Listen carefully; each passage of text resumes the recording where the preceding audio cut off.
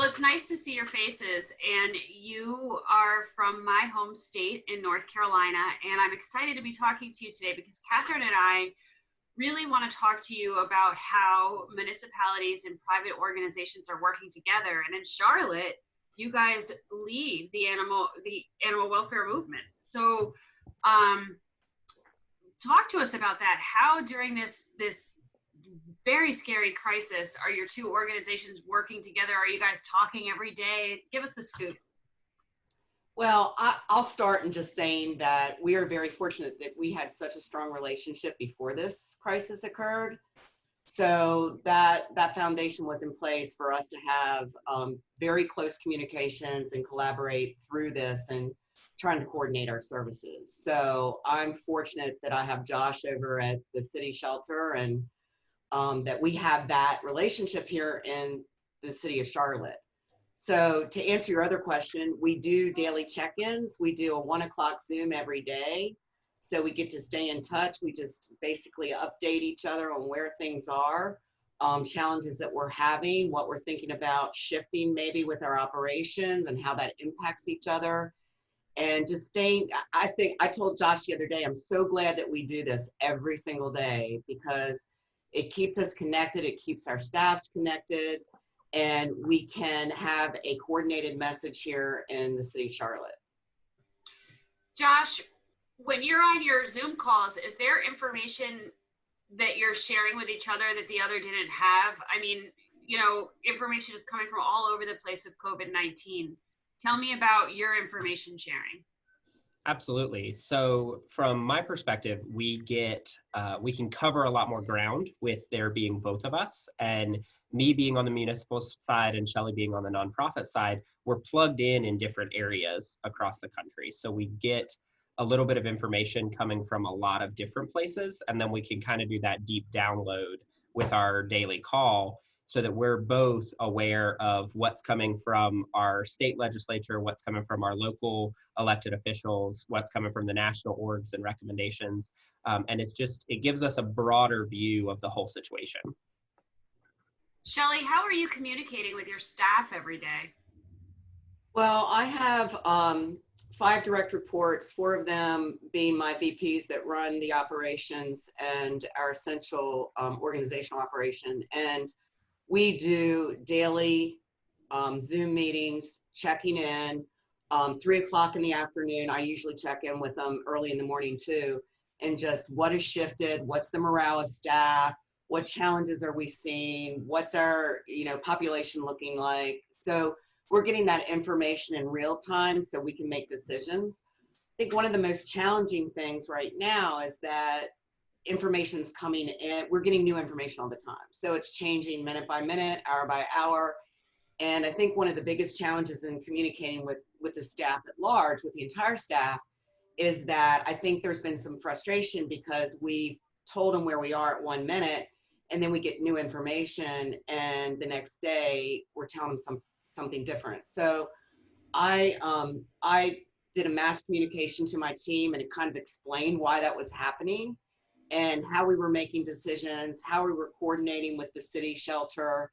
And so we had, this greater community buy-in about the decisions we were making with our operations. And I think that eased some of that, but I think that was just adding to some of their already stress that they were feeling with the virus itself. So just wanted to let them know there's a reason why we keep changing things. And it's not because, we're not smart or we're not making good decisions. We're just making decisions based on the information we have at that moment. Josh, you are the largest shelter in North Carolina, if I am not mistaken. We are. So what's going on there now? What's your population like? Did you get fosters? Are you full? Yeah, so physically in the building, when I pulled it up this morning, we have right at 50 animals in the building. That is about 1/6 of our total population. So right now we've got about 350 animals that are in our care, and only 50 of those 350 are in the building. So I guess that's a 7th, not a 6th. I apologize. My math is a little rusty today.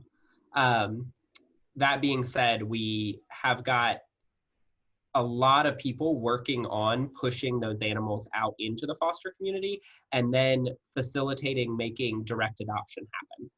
So that's one of the big things that we're focusing on is once we get them out of the building, what can we do to make sure they stay out of the building and in a permanent home? So we've got a lot of focus going into the initial transition into foster and then the conversion from foster into adoption via our foster coordinator. And we're asking them what resources they need and how we can help them to market their foster pet in order to get it adopted. So if it's something as simple as, helping them to create flyers in Photoshop, helping them to, by putting pictures that they have taken on our social media, things like that to help convert those fosters into adoptions, and then making sure that we're empowering them to facilitate that adoption. The last thing we want is somebody that doesn't need to come into our facility, just coming in to fill out paperwork.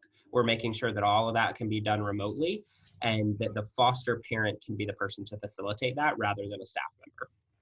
Is the way that you're doing business now during COVID-19, do you see some permanent changes in the future based on what you've learned?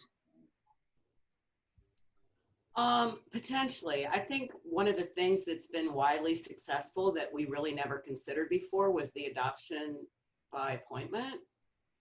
And we've found that, as I think most organizations are, that our adoptions have increased and they're better placements because people have thought about it a lot before they even go through the process.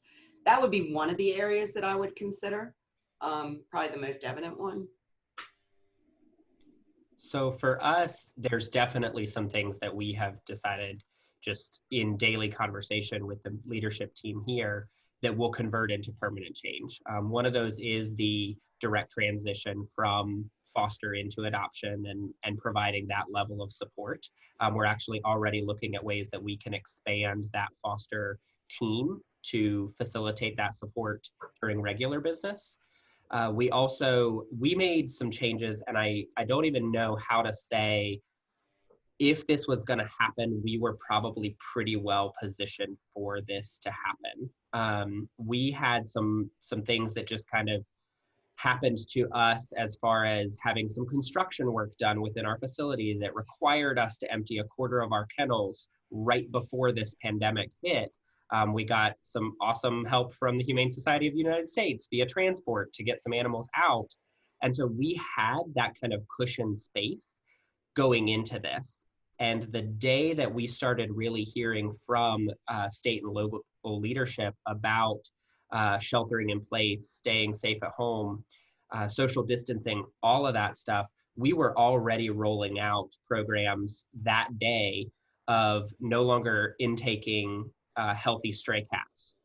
And we moved to owner surrender by appointment that day. And that had been coming for months. So we just, honest to goodness, kind of dumb lucked into those program transitions happening in such a way that it helped this pandemic programmatic change that was forced be a little bit smoother. So again, not that I think anybody was perfectly positioned for this, but the stars kind of aligned and we just got very lucky programmatically. That's incredible. Yeah.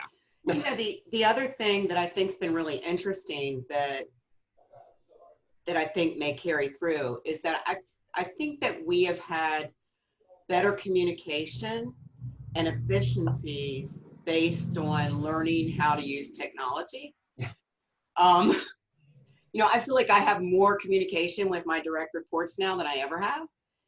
And really, because I'm in a different geographic location than the shelter based on necessity that we don't have space there. But, it's difficult for me to stay in touch with everybody. So this has been great. And I definitely think that's something we'll continue. And with CMAC, we try to do a monthly lunch with leadership to just stay in touch. And now I'm like, Josh, you're going to see my face every day. Right. So we've learned how to communicate more efficiently and I think effectively by using technology. Yeah.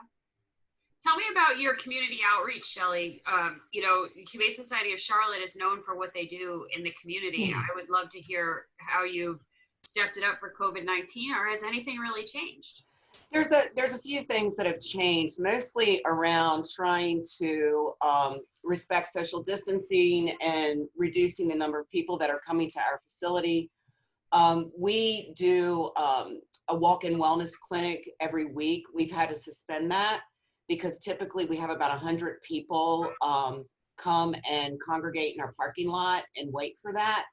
So we have suspended that one service that we provided.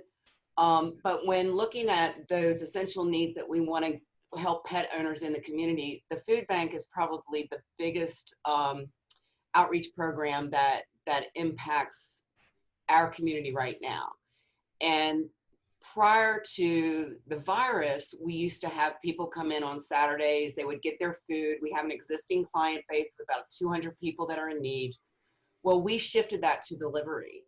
So we started delivering pet food last week, and we leave it on the doorstep. We communicate ahead of time. They know we're coming.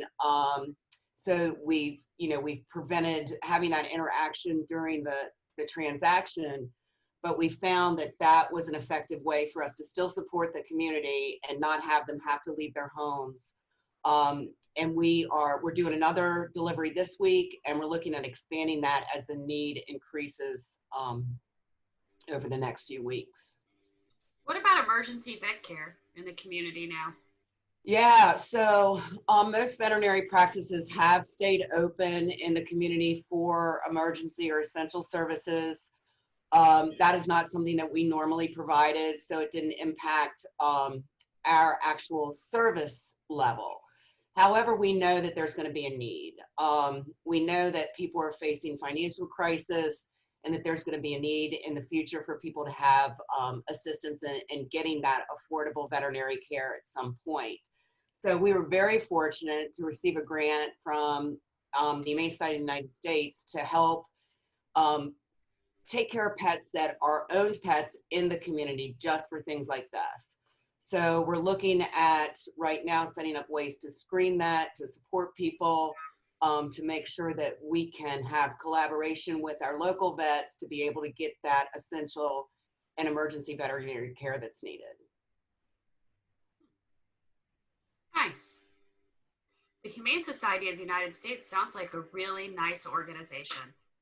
Yeah. Catherine, did you have more questions? What have you been doing to help your staff feel supported and appreciated, knowing that we're in, a situation where there isn't a lot of certainty? It's definitely a challenge during this time with our staffs. I have personally, we have a stay-at-home here in North Carolina, and the North Carolina Animal Federation was proactive in reaching out to the governor prior to the order being put in place to have shelters, animal services, and even in the state of North Carolina, it says adoption shelters. It includes adoption shelters. So we had that, we knew we were going to be essential services. I think there's some staff that they're fearful about being exposed. We take the time to sit down with all of those staffs. We've also let them opt out if they're uncomfortable being here. I think that was really critical for us to do. The other thing too is we provide them probably every other day information on where they can get support. We have an EAP program if they just want to talk to anybody. Of course, we have protection here for them. We've instituted policies and procedures that reduce the number of people that are here at the shelter, their exposure, their limited exposure, and just trying to get them current information to help ease some of those concerns and fears that they might have. So, and ours is similar. So we are fortunate in many ways to be not only considered essential by the state of North Carolina, but then also falling under police within Charlotte-Mecklenburg. We, just by nature of being part of the police department, are kind of that additional layer of essential. And our community has found ways to offer free childcare services to essential personnel for government employees. So we have that going on for our team. And then in order to help try to alleviate some of their concerns surrounding COVID exposure specifically, we've done similar to Shelly in letting them know, they have benefit time. If they need to use their benefit time to give them peace of mind, please do.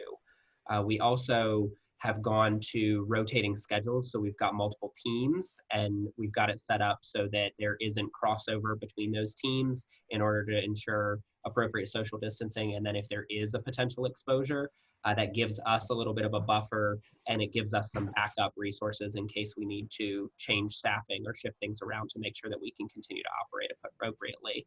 And they have been extremely receptive to that and really appreciative that we're limiting their exposure, but it also kind of gives them that peace of mind of knowing that if something does happen and they do get sick, they don't have to worry about here, because we're super lucky and we have a super dedicated team that one of their biggest priorities is, oh no, if I get sick, if something happens to me, who's going to take care of the animals? Who's going to make sure that the animals are getting adopted? Who's going to make sure that there's facilitating, vet care, whatever else it is.